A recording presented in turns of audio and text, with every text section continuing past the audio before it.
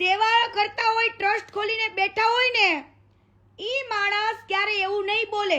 આ પોપટભાઈને જોઈ લો, એવું કે છે કે ભાઈ સારું, લોકો મને આટલી હેલ્પ કરે છે, મદદ કરે છે, આમ તેમ બોલે છે ને. આ માણસ એવું બોલે કે મને લોકો મદદ કરે છે પણ હું નિમિત્ત બનું છું, એવું ક્યારે બોલ્યો નહીં? બોલે.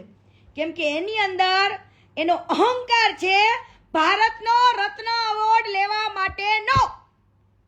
પણ એ રત્ન એવોર્ડ તને નહીં મળે બકા, કેમ કે આ બધો તારે હિસાબ આપવો પડશે. આ બધો હિસાબ તારે આપવો પડશે. જો તે કેસ વહીવટ કર્યો હશે તો એ કેસ રૂપિયા આવ્યા ને જેટલા, એ બધા જ પૈસા આંગળિયાના પૈસા છે, હવાલાના પૈસા છે. કેસ જો તારા બેંક અકાઉન્ટમાં આટલો હિસાબ ન નીકળ્યો તો આ બધો રૂપિયો કેસ આવ્યો જ ક્યાંથી? આ પોઈન્ટ યાદ રાખજો.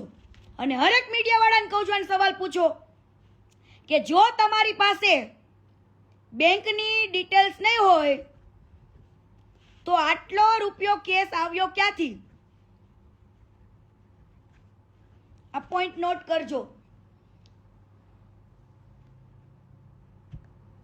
તમે એમ કહો છો અમેરિકાથી ને બધેથી, અને હવાલા અહીંયા આંગળિયા ઈ કોકના નામે કેમ?